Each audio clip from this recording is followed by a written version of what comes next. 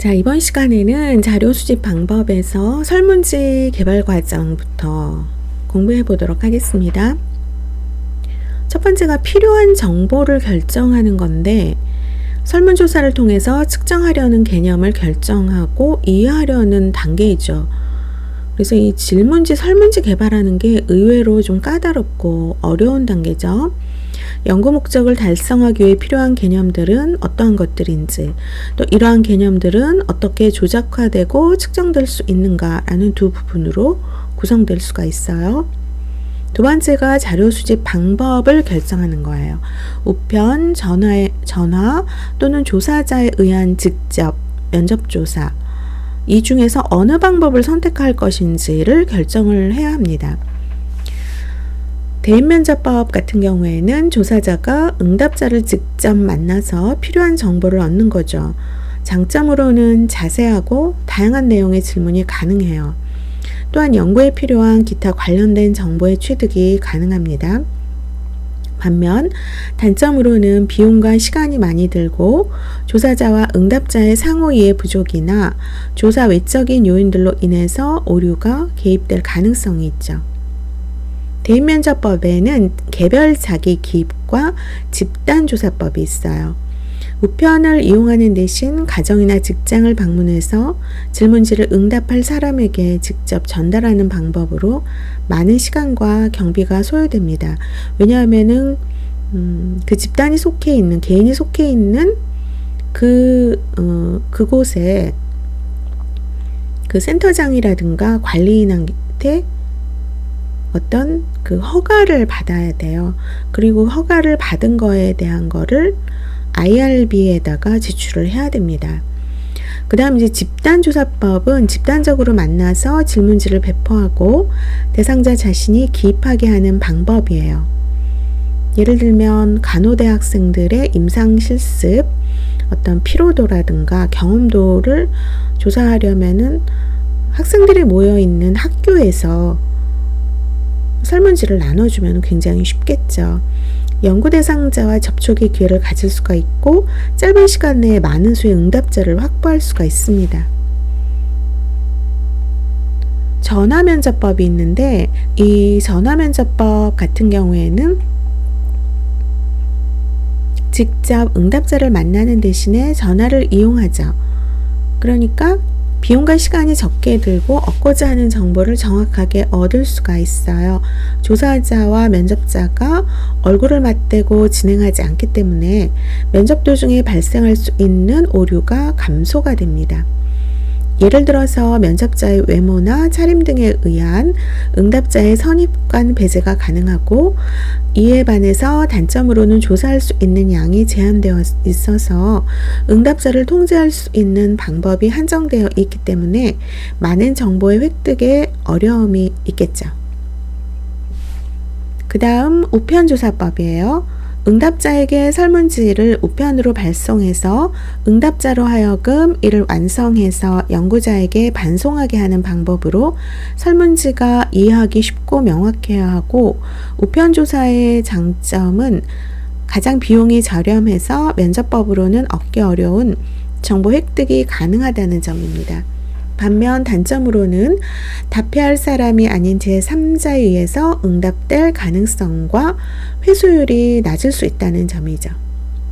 우편조사 질문지의 회수율과 자료의 적절성에 영향을 주는 변수를 보면 연구자의 권위와 신뢰성과 질문지의 외관과 같은 형식, 질문지의 길이, 짧고 간편한 것이 회수율이 높죠. 연구의 목적 공언하는 바, 그리고 혜택에 대해서 분명하고 정확하게 표현된 소개편지, 응답 요령이 간단하고 쉬워야 되고 우표가 붙은 회송용 봉투 제공 여부가 만약에 우표가 붙은 회송용 봉투를 제공했다. 그러면은 우표를 살 어떤 그 시간이라든가 돈이 안 들어가니까 훨씬 간편하니까 회수율이 높을 수가 있겠죠. 응답할 사람이 조사 연구가 가치 있는 것이고 그들의 협조가 매우 중요한 것임을 믿게 한다는 것 등이 있습니다. 사회봉사나 공헌을 강조하는 인간적 호소라든가 경우에 따라서는 작게나마 보상을 제공하는 것이 더 효과적일 수가 있죠. 또한 응답자의 성격도 영향을 미치는 요인인데 특정 집단의 구성원은 다른 사람에 비해서 응답을 잘하는 경우가 있어요. 학력이나 나이, 성별, 직업, 수입 등 사회 경제적 배경의 차이가 응답률의 변수가 됩니다. 그 밖에 우편의 종류와 사용하는 봉투의 종류가 회수율에 영향을 주죠. 값이 많이 드는 우편이나 회송용 도장이 찍힌 봉투, 사무용이 아닌 일반 봉투 등이 높은 회수율을 가져옵니다. 질문지를 보내는 시기로 휴일, 휴가 시간, 계약 시기 등은 피하는 게 좋겠죠. 그리고 질문지를 우송한 2에서 3주 후에 서면 또는 전화로 응답의 협조를 구하는 후속 편지와 전화도 회수율에 영향을 미칩니다. 세 번째가 개별 항목의 내용 결정이에요. 조사하고자 하는 개념의 확정 후 자료를 얻기 위한 질문을 구성하는 단계인데 꼭 필요한 내용인지, 불필요한 내용은 시간과 경비의 낭비를 가져오고 응답하는 데 부담을 주어서 중요한 내용에 대한 응답 신뢰도가 떨어질 수가 있습니다. 그래서 필요한 내용만을 선별하여 설문 문항을 구성을 해야겠죠. 응답자가 필요한 정보를 알고 있는지, 응답자가 응답할 수 있는 정보를 갖고 있지 못하거나 정보나 경험이 있어도 잘 기억이 나지 않는 경우에 응답자가 안다고 가정을 하고 그와 관련된 질문을 하게 되면 응답자는 무응답 또는 불명확한 응답을 하거나 엉뚱한 응답을 한 가능성이 있기 때문에 이를 확인을 해야 됩니다. 또한 응답자가 그 정보를 제공해 줄 수 있는가, 응답에 필요한 시간과 노력, 개인적 사생활, 응답자의 표현 능력도 문항 선정 시 고려해야겠죠. 당신이 지난 1년 동안 간호사로서 자기 개발을 위해 노력한 일들은 무엇입니까? 예를 들어서 그렇다면은 자기 개발을 위해 노력한 일들이 없으면 참 곤란하겠죠. 한 문항으로 충분한가? 하나의 질문에 2개 이상의 개념이 포함된 응답이 가능한 경우나 하나의 질문으로는 하나의 개념을 측정하지 못할 때는 문항수의 증가가 필요해요. 예를 들어서 당신은 왜 직무교육을 받으십니까? 그렇다면 직무 능력을 향상시키기 위해서 직무교육을 받는 이유가 있고 직무교육 이수 여부가 인사고과에 포함되어서 직무교육을 받게 된 동기가 있을 수가 있죠. 그 다음에 질문 형태 결정이에요. 개방형과 같이 응답자에게 자유롭게 응답을 할 수 있도록 할 것인지, 다지선다형으로 여러 개의 응답을 제시하여주고 이 중 하나를 선택하게 할 것인지를 결정하는 것입니다. 그 다음 네 번째, 질문지의 개별 항목의 작성 시 유의사항이에요. 가능한 한 쉽고 의미가 명확하게 구분되는 단어를 사용해야 하고 가장 교육 수준이 낮은 응답자도 답할 수 있는 단순한 용어를 사용해야 합니다. 문항은 가급적이면 명료하고 짧게 구성하고 조사자는 주제와 관련성 있는 문항을 만들기 위해서 주로 복잡한 문항을 만드는 경향이 있는데 이거는 피해야 하죠. 문항은 애매하지 않고 정확해야 돼요. 응답자들은 문항을 빨리 읽고 그것이 의도하는 바를 이해하고 어려움 없이 답을 선택하거나 제공할 수 있어야 합니다. 그리고 다지선다형 응답에 있어서는 가능한 응답을 모두 제시해야 합니다. 응답 항목들 간의 내용이 중복되어서는 안 되죠. 예를 들어서 귀하께서는 월급을 주로 어떤 용도에 쓰고 계십니까? 라는 질문에 대한 답으로 생활비, 교육비, 의료비, 신용카드 결제, 부채 청산, 기타가 제시되어 있다고 할 경우에 일반적으로는 신용카드 결제를 통해서 교육비나 의료비 등을 지불할 수가 있죠. 또 생활비도 신용카드로 많이 쓰죠. 요즘은 현금을 쓰는 사람이 없으니까 이런 경우에 응답 항목들 간의 내용이 중복될 수 있다는 거예요. 그리고 하나의 항목에 두 가지 내용이 포함돼서는 안 됩니다. 예를 들어서 귀하는 현재 근무하고 있는 병원의 임금 수준과 작업 조건에 대해서 만족하고 계십니까? 하고 이제 질문을 했다면 임금 수준과 작업 조건 두 가지를 질문하는 경우이죠. 일반적으로 그리고 그 다음에 뭐뭐와 라는 단어가 질문이나 질문제 문장에 등장하게 될 때 이러한 오류가 발생하는지를 검토해야 합니다. 연구자 임의로 응답자들에 대해 가정을 해서는 안 돼요. 예를 들면 어떤 시에 있는 병원 중에서 귀하께서 특정 병원만을 가신다면 그 이유는 무엇입니까? 이러한 질문은 이미 연구자가 임의로 응답자가 어떠한 특정 병원만을 간다는 것을 가정한다는 것이죠. 단어들의 뜻을 명확히 설명해야 합니다. 응답자들에게 지나치게 자세한 응답을 요구해서는 안 됩니다. 예를 들어서 지난 1년 동안 귀덕의 가계 지출 중 식생활비와 의료비는 각각 얼마였습니까? 라는 질문은 응답자로 하여금 1년 동안의 가계 지출과 생활비, 또 식생활비, 의료비 등을 모두 기억하고 답해야 하기 때문에 매우 어려운 질문이 될 수가 있다는 거죠. 그래서 신뢰성 있는 답을 얻어낼 수가 없습니다. 응답자가 대답하기 곤란한 질문들에 대해서는 직접적인 질문을 피하도록 해야 합니다.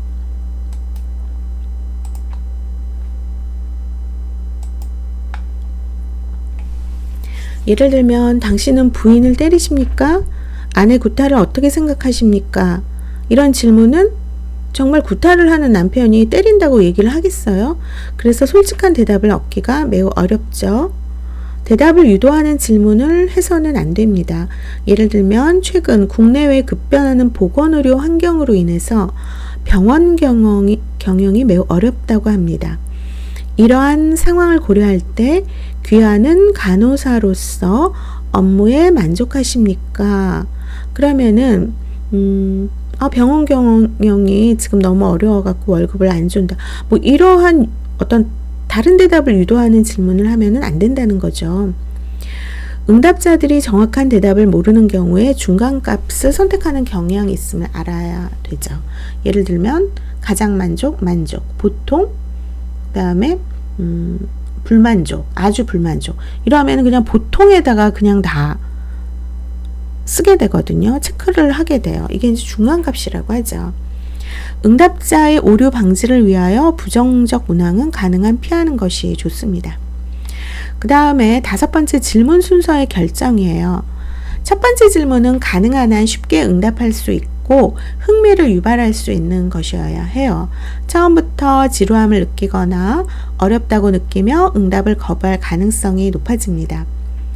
민감한 질문, 응답자의 인적사항에 대한 질문이나 개방형 질문은 가능한 한 나중에 해야겠죠. 질문을 논리적으로 배열해야 합니다. 일정한 유형의 응답군이 조성되지 않도록 문항을 배치해야 하고 질문 항목 간의 관계를 고려해야 하죠.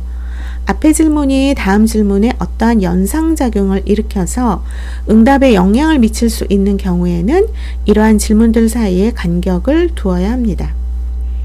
문항이 담고 있는 내용의 범위가 넓은 것에서부터 점차 좁아지도록 문항을 배열하는 것이 좋죠.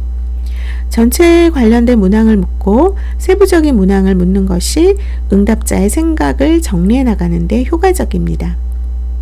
같은 주제에 대한 개방형 질문과 폐쇄형 질문이 포함된 경우 개방형 질문을 먼저 하는 것이 좋습니다.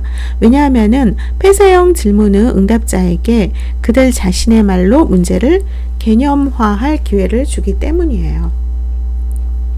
그 다음 설문지의 외형 결정입니다. 응답자들이 설문지를 중요한 것으로 인지하여서 자발적인 협조를 할 수 있도록 설문지의 형태를 결정을 해야 되는데 연구 실시 기관의 이름과 연구 취지를 첫 장에서 밝히도록 해야 하고 설문지의 종이질과 인쇄에 있어서도 응답자들이 중요성을 느낄 수 있도록 신경을 써야 합니다. 7번째가 설문지의 사전조사예요. 설문지 초안이 완성되면 일단 가상적인 응답자들을 대상으로 사전조사를 실시해서 오류를 없애야 하겠죠. 질문지의 언어 구성에 있어서 모호하거나 부적절한 것, 중복되는 것이나 누락된 것을 찾아내고 배열 순서, 형식, 내용과 같은 것들이 적합하고 적절한 것인가를 확인을 하는 것이죠. 그 다음에 설문지를 완성하는 것입니다. 설문지 문항 작성의 지침, 문항의 형태는 연구 주제에 적합해야 하고 문항은 명료하고 정확해야 합니다. 한 가지 대해서만 물어보아야 하고 문항에 대답할 능력이 있어야 하죠. 가까이 문항에, 그러니까 이 응답자는 기꺼이 문항에 대답할 수 있어야 돼요. 질문은 응답자와 관련되어 있어야 하고 문항은 간결해야 합니다. 부정적인 용어는 피해야 하겠죠. 편견을 유발할 수 있는 문항은 피해야 합니다. 그러면 질문의 내용, 첫 번째, 사실을 알아내기 위한 질문. 예를 들어서 연령, 교육 수준, 종교, 수입, 직업, 결혼 여부. 이런 건 이제 일반적인 사항에 들어가죠. 그 다음에 사실에 대한 믿음을 확인하는 질문. 여성은 남성에 비하여 사회적으로 부당한 대우를 받고 있다고 생각하십니까? 세 번째, 감정이나 느낌에 대한 질문. 정서적 반응, 공포, 불신, 혐오, 경멸, 증오, 질투, 동정, 열망을 묻는 경우죠. 네 번째, 행위의 표준에 대한 질문으로 특정한 상황에서 어떤 행위를 할 것인가를 묻는 경우입니다. 다섯 번째, 과거의 행위에 대한 질문으로 한 개인의 미래 행위를 예측하기 위해서 현재나 과거의 행위를 묻는 경우예요. 여섯 번째, 믿음, 감정, 행동, 방침에 대한 의식적 이유를 묻는 질문으로 예를 들면 이유에 대한 질문에 충분한 답을 얻기 위해서 조사하고자 하는 믿음, 감정, 행동, 방침 등에 영향을 미치는 다양한 요인들을 고려해서 이들 요인 각각에 대해서 질문하는 경우입니다. 그렇다면 질문지법의 장단점, 장점을 보면은 면접법 실시에 따르는 많은 시간과 비용의 소요에 비해서 질문지법은 양쪽 모두를 절약할 수가 있죠. 응답자의 편의에 따라서 질문에 대한 대답 완성이 가능하며 이것도 익명성이 있어요. 이름을 밝히지 않을 수가 있어서 응답자가 안심하고 마음대로 응답이 가능합니다. 세 번째, 표준화된 언어 구성으로 모든 응답자에게 동일하게 적용이 되기 때문에 다수의 결과 비교가 가능합니다. 그 다음에 면접자의 편견, 바이어스를 배제할 수가 있고, 다섯 번째, 응답자가 질문에 답하기 전에 개인적 기록을 참고하거나 동료와 상담할 수 있어서 필요한 정보 제공이 가능합니다. 그리고 여섯 번째, 보다 넓은 범위에서 보다 쉽게 응답자에게 접근할 수가 있죠. 단점을 보면 필요에 따라서 질문의 요지를 설명할 수 없어서 융통성이 없고 우편 질문지법의 경우 질문지의 회수율이 낮아질 가능성이 높습니다. 필기에 의한 응답만을 취급하기 때문에 비언어적 행위나 다른 개인적 특성이 자료로 기록될 수가 없습니다. 응답을 방해하거나 바람직하지 못한 영향을 주는 상황에서 응답자를 보호하도록 환경을 통제할 수가 없고 응답 편의를 배제하기 위해서 고안된 질문 순서를 통제할 수가 없습니다. 많은 수의 질문이 빈칸으로 남아있을 가능성이 높죠. 무응답의 이유가 질문 자체의 잘못 때문인지 수신자의 무관심 때문인지 판별이 곤란해요. 그리고 특정한 동기가 있거나 호기심이 많은 사람이 반응을 보이고 다른 사람은 응답을 하지 않을 수 있기 때문에 편의적 표본이 될 가능성이 있습니다. 자, 자료 수집 방법의 두 번째가 생리적 측정법이에요. 체내 측정과 체위 측정으로 구분을 합니다. 생리적 측정에서 최근 간호연구에서는 근거 기반의 실무가 강조되어 있기 때문에 간호중재 효과에 대한 어떤 검정으로 생리적 변수의 측정 방법이 많이 이용이 되고 있지만 간호학에서 측정하고자 하는 생리적 현상 중 객관적으로 측정할 수 없는 현상도 있죠. 예를 들어서 통증, 피로, 오심과 같은 생리적 현상은 객관적이라기보다는 주관적인 현상이에요. 이러한 주관적인 생리적 현상을 측정하기 위해서는 표준화된 도구를 활용한 자가보고 방법을 활용하기도 합니다. 그렇다면 생리적 측정이 체내 측정, 체외 측정, 자가보고 이렇게 세 가지로 나누는데, 체내라고 하는 것은 직접 신체 측정 도구를 삽입하거나 설치를 해서 생리적 변수를 측정하죠. 예를 들면 쇄골화 카테터를 삽입하여서 중심 정맥압 IVP를 측정하거나 동맥 카테터 이용해서 동맥압의 파형을 통해서 혈압을 측정하는 방법입니다. 이외에 이제 심전도나 근전도 같은 것들이 해당이 되죠. 체외 측정은 대상자로부터 직접 생리적 검체를 추출해서 임상검사실에서 분석하는 방법이에요. 유치도뇨관 관리 효과를 검증하기 위해서 유린 컬처하는 거, 소변 배양 검사를 한다거나 당뇨 환자를 대상으로 발 마사지를 통한 혈당 저하의 효과를 검증하기 위한 혈당 검사, 운동의 효과를 검증하기 위한 콜레스테롤 수준 분석 등이 여기에 해당이 됩니다. 대부분의 간호 연구에서 사용되는 체외 측정 결과는 일상적인 진료 과정에서 획득되는 환자의 의무 기록에서 얻을 수가 있습니다. 간호 연구자가 연구 자료를 얻기 위해서는 환자의 동의와 연구윤리위원회 IRB의 심의를 얻어야겠죠. 그 다음 세 번째가 자가보고예요. 간호학에서 관심 있는 생리적 현상 중 통증, 피로, 기분, 불안 등의 주관적인 현상을 수량하기 위해서 연구자는 대상자의 지각과 감각의 크기나 변화를 환자 자신의 주관적인 자가보고에 의존해서 측정할 수가 있습니다. 예를 들면 대상자의 기분을 측정하기 위해서 시각, 상사, 척도, 비주얼, 아날로그 스케일을 활용할 수가 있죠. 이렇게 생리적 변수를 측정할 때는 한 가지 방법으로 정확히 측정되지 않는 경우가 있어요. 생리적 변수는 여러 가지 변수나 요인이 개입되고 있기 때문에 측정하고자 하는 현상에 대해서 단 한 가지 방법으로 모든 것을 측정하기가 어렵기 때문입니다. 따라서 간호연구에서는 예를 들면 운동 프로그램이 폐경기 여성의 스트레스에 미치는 효과를 검증하기 위해서 주관적인 스트레스를 측정하기 위한 도구를 사용하는 방법과 체외 측정법을 활용한 혈액 속의 스트레스 호르몬을 측정하는 방법을 병행할 수가 있습니다. 그렇다면 생리적 측정법의 고려 사항을 보면 다음 많은 문제들이 충분히 고려되어야 하죠. 이를 토대로 연구 결과를 보고할 때에는 측정 기술이 세부적으로 자세히 기술되어야 합니다. 첫 번째, 도구가 관심 있는 변수를 측정하는 데 적합한가? 두 번째, 사용하고자 하는 도구는 쉽게 사용이 가능한가? 연구자의 도구 조작 가능성, 연구 대상자의 도구 사용에 대한 동의 가능성. 직접 측정과 간접 측정 중에서 어느 것이 더 의미 있고 실제적인지. 변수의 변화를 기구를 통해서 민감하게 확인할 수가 있는지. 관심 있는 변수의 확인이 단일 측정으로 가능한지 아니면 복합 측정이 필요한지. 측정 도구는 타당성 있고 신뢰성이 있는지. 침습적인 측정이 필요하다면 그것이 치료의 일부분인지, 그리고 측정 도구의 사용 비용은 어떠한지를 보는 거죠. 그렇다면 생리적 측정법의 장단점을 보면 객관성을 확보하고 정확하고 정밀하면서 민감하죠. 측정하고자 하는 개념에 대한 타당한 측정값을 제공을 해요.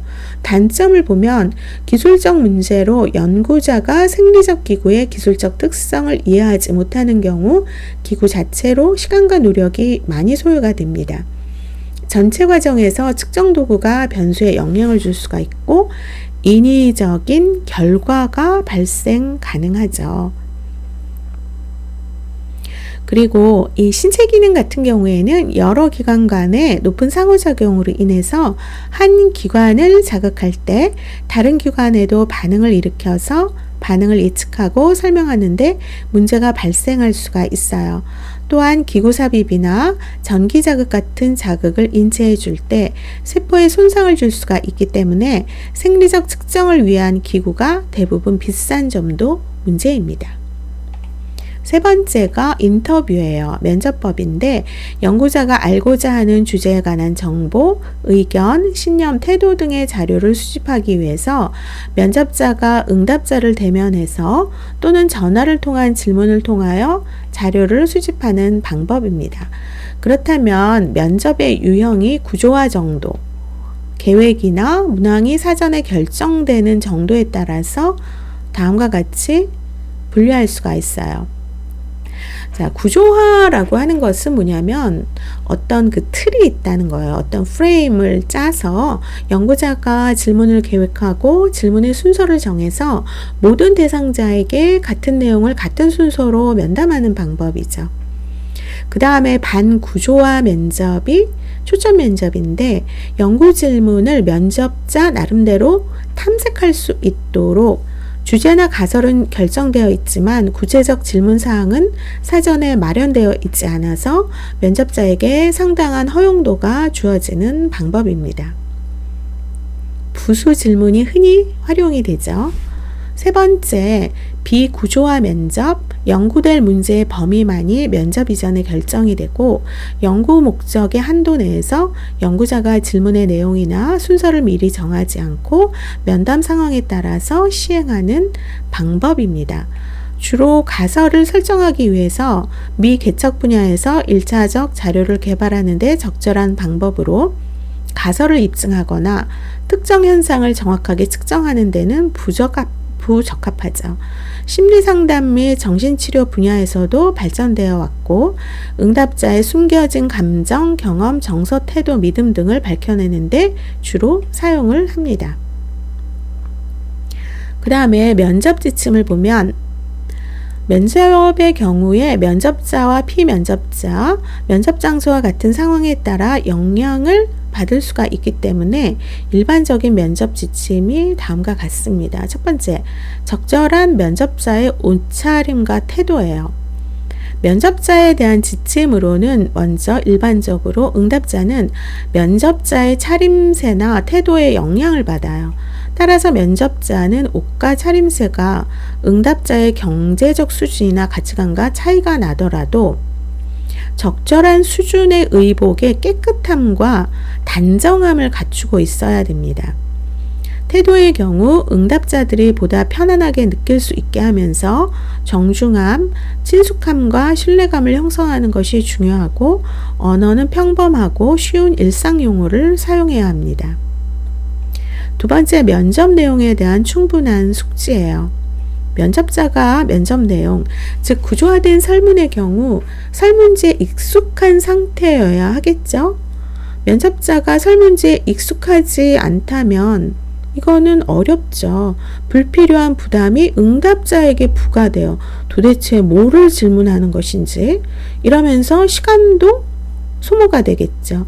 그렇기 때문에 면접자는 실수 없이 단어와 문장을 더듬지 않고 설문지 문항을 제시할 수 있도록 충분히 연습을 해야 합니다. 세 번째, 충분한 협조를 구하기 위한 노력을 해야 돼요. 면접자가 면접에 앞서 응답자에게 면접의 목적과 한계를 정확히 전달하고 응답자로 하여금 연구의 중요성과 정당성을 충분히 인지하게 하여서 협조를 구하는 것이 중요하죠. 또한 연구 결과는 대상자의 건강 및 일상생활의 향상, 보다 나은 사회의 조성, 사회 구성원들에 대한 혜택의 제공 등에 도움이 될 것이라는 생각을 전달함으로써 응답자의 개인적 관심에 호소하는 것도 도움이 됩니다. 네 번째, 면접 내용의 정확한 기록인데 마지막으로 면접자는 응답자의 응답 내용을 정확히 기록을 해야 돼요. 특히 개방형 질문일 때는 응답 내용을 면접자가 나름대로 해석해서 요약 정리하는 것보다 대화의 내용을 그대로 담아서 나중에 연구자가 일관성 있게 정리하도록 하는 것이 좋겠죠. 세 번째가 면접에 대한 준비예요. 먼저 조사 대상 지역을 치밀하게 연구하여서 조사가 접하게 될 저항과 그에 대한 대책을 사전에 수립을 해야 됩니다. 만약에 사전 조사를 하게 될 경우에 규제하는 규칙이나 법률의 존재 여부에 대해서도 확인을 해야겠죠. 최근에 실시되었거나 곧 착수될 연구가 있는지 여부를 확인하고 어떤 사건이 일어나서 응답에 영향을 줄 가능성이 있는지 여부도 확인을 해야 됩니다. 자, 그 다음 면접 장소인데 면접 장소를 결정할 경우에는 연구 주제, 응답자, 비용과 시간 등을 고려를 해야겠죠. 응답자의 집과 연구자의 사무실 혹은 중립적 장소 등이 될 수 있는데 각각의 장단점이 있죠. 예를 들면 면접 장소가 연구자의 사무실이다. 시간과 비용 절약, 비밀 보장, 실내 온도와 명암, 의자별 등 환경 통제가 가능하다는 장점이 있어요. 반면에 응답자에게 위협적인 분위기나 불안을 초래해서 응답자가 응답을 왜곡하거나 거부할 가능성이 존재할 수가 있습니다. 응답자의 집은 응답자에게 편한 분위기를 제공해서 행동과 응답의 자유를 제공할 수가 있고 가족 간의 관계나 가정의 분위기, 환경 등의 관찰이 가능하지만 가족 이웃들의 왕래로 인해서 비밀 보장이 안 되죠. 면접에 방해가 되는 가정의 물리적 환경이 존재할 수 있다는 단점이 있습니다. 마지막으로 중립적 장소는 응답자의 비밀 보장이 확보되는 공공장소를 이용함으로써 자유로운 면접 실시가 가능하고 10대 청소년이나 일탈자들의 면접에 적합합니다. 다섯 번째가 이제 면접자를 훈련을 해야 돼요. 면접자는 면접 내용과 친숙해야 돼요. 매우 친숙해야 됩니다. 왜냐하면 면접 도중에 발생할 수 있는 상황을 예견해야 하고 그 상황에 잘 대처할 수 있는 전략을 개발해야겠죠. 연구자는 대상자가 민감한 주제에 대해서 반응할 수 있도록 허용적인 환경을 조성하는 방법을 배우고 편중되지 않은 언어적이고 비언어적인 예법을 유지하는 방법 또한 개발해야 합니다. 연구의 필요에 따라서 훈련 내용, 기간, 강도를 다양하게 조정하고 실시해야겠죠. 구체적으로는 면접자의 자기소개법, 연구 목적 설명 방법, 비밀 보장 관련 내용 취급 방법, 자발적 협조 획득 방법, 면접 기술, 객관성과 중립성 유지, 다양한 부수적 조건 취급, 정보 기록 방법 등이 포함이 됩니다.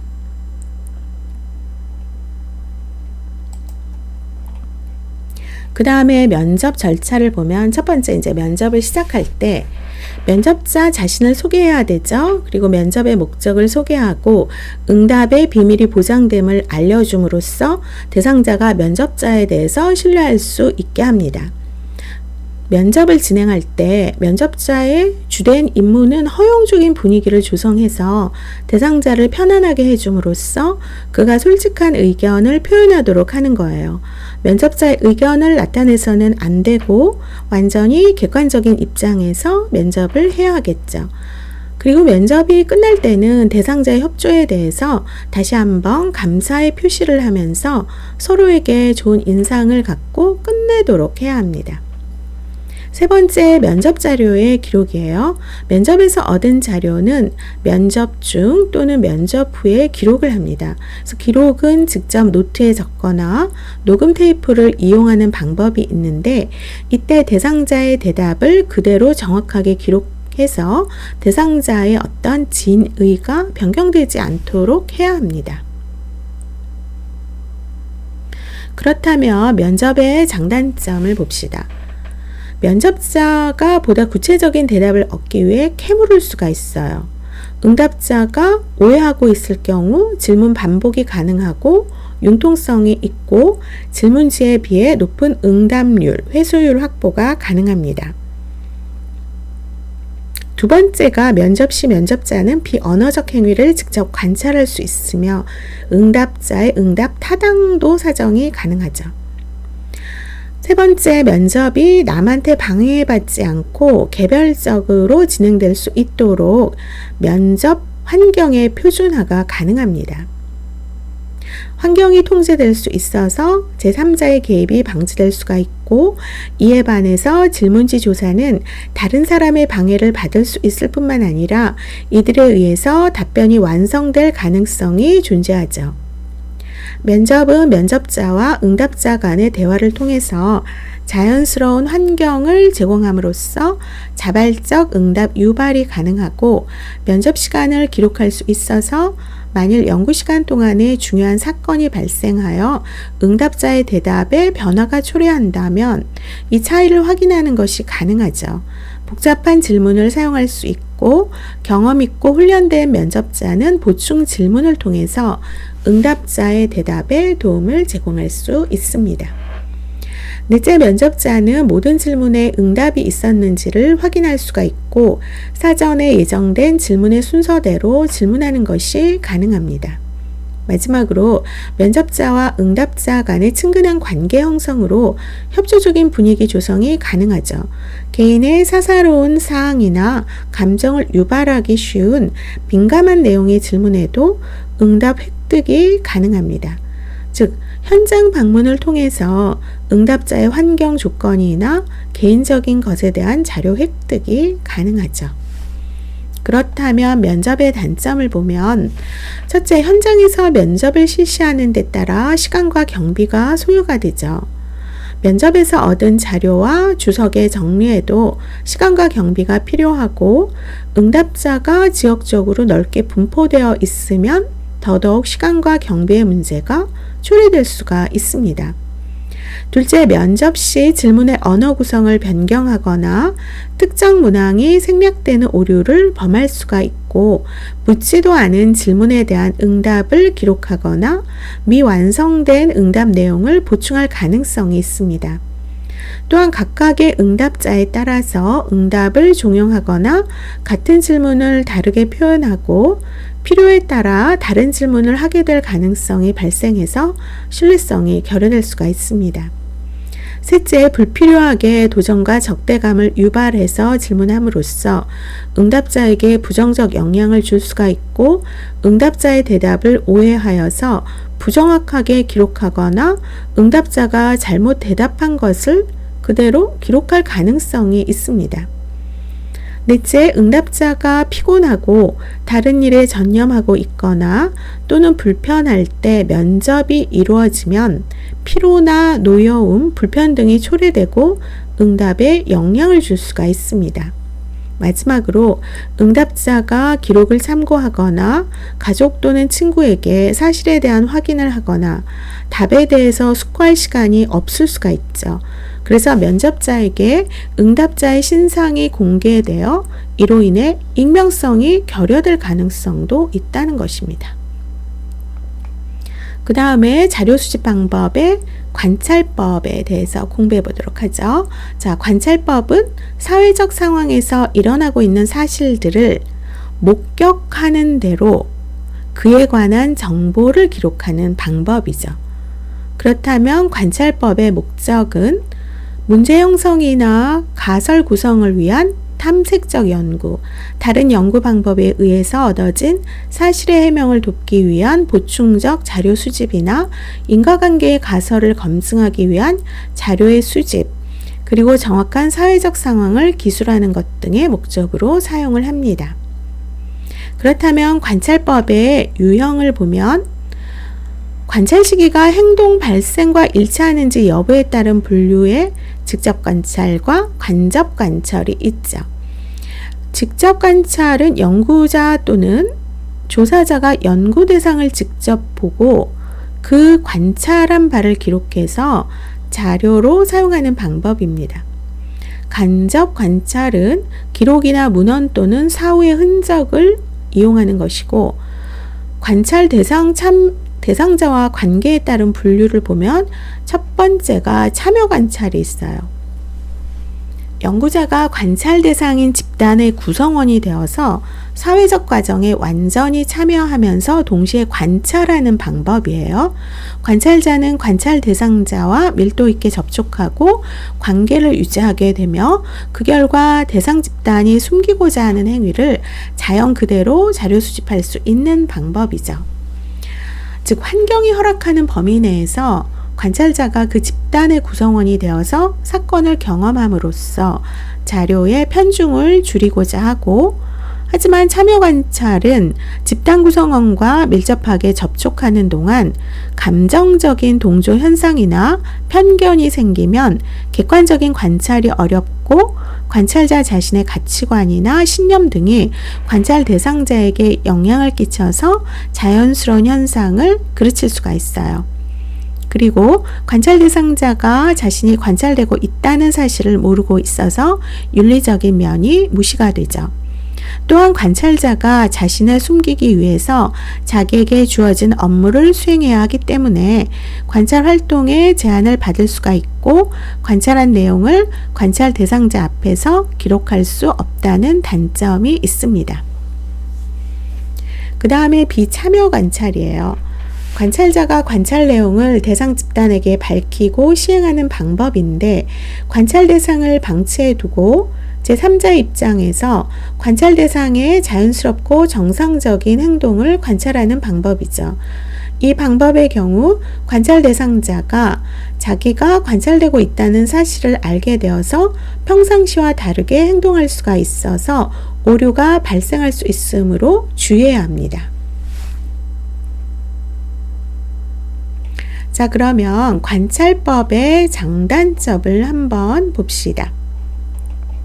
연구하고자 하는 행동이나 사회적 과정이 현재 일어나고 있는 상황에서 공간적으로, 직접, 시간적으로 즉각 포착 및 기록이 가능하죠. 비언어적 행동과 사회적 상호작용 과정 자체가 핵심적인 관찰 대상이 될 수가 있어요. 또한 관찰 대상이 환경적 상황에 개입하지 않고 자연스러운 모습 그대로를 포착할 수가 있고, 목적과 상황에 따라서 다양한 관찰 기법의 사용이 가능합니다. 표본조사나 실험조사는 일정한 시간 안에 완료해야 하는 시간적 제약을 받지만, 관찰은 장기간의 자료 수집에 따른 종단적 분석이 가능하죠. 그렇다면 단점은 수량화가 곤란해요. 자연적 상황의 관찰인 경우에 외생 변수의 통제가 불가능하거나 곤란하고 많은 시간과 비용이 소요될 수가 있다는 것이죠. 그리고 인간의 사적 생활 문제는 관찰이 불가능하겠죠. 큰 규모의 대상은 한꺼번에 관찰이 불가능하고 소규모의 대상으로 제한이 됩니다. 또한 발생하는 상황을 일시에 상세히 관찰, 기록할 수 없기 때문에 중요한 사실을 빼놓고 다른 것을 관찰하는 경우가 발생할 수가 있고, 특별한 집단의 경우에는 접근이 어려울 수가 있어요. 익명성이 결여되고 민감한 쟁점이 발생할 수가 있고 편견이 작용할 수도 있습니다. 그렇다면 관찰법의 신뢰도와 타당도를 알아보면, 신뢰도는 얼마나 일관성 있는 결과를 얻을 수 있는지가 바로 신뢰도죠. 만약 기계적 도구를 사용할 경우에는 인간의 시각과 청각은 관찰 도구로 사용하기에는 제한이 있기 때문에 보조수단으로 녹음기, 사진기, 비디오 카메라 등을 이용을 해야 돼요. 그래서 대부분 이제 휴대폰으로 요즘은 녹음을 하죠. 그렇기 때문에 신뢰도를 확보를 하려면 적합한 그 기구가 있어서 녹음을 해야 된다라는 거, 그리고 적합한 관찰자의 선정과 충분한 훈련 실시가 필요하고, 이때 관찰자에게 연구의 목적과 내용의 이해, 관찰 방법, 관찰 상황, 관찰 내용, 기록, 부호화, 체계, 기록 명부, 도구 등에 익숙하도록 교육하는 것이 도움이 됩니다. 또한 관찰 결과에 대한 복수 평가를 실시해서 신뢰도를 확보할 수 있는데, 동일한 관찰 내용을 2사람 이상의 관찰자가 관찰 기록한 후 그 결과를 비교, 검토하는 방법입니다. 그렇다면 타당도는 측정 방법이 측정하고자 하는 것을 측정하고 있는가와 수집된 자료가 연구하고자 하는 실제 개념을 포함하고 있는가. 그러니까 타당도의 어떤 일반적인 어떤 개념이라고 할 수가 있겠죠. 자, 이번 강의는 여기서 마치도록 하겠습니다. 감사합니다.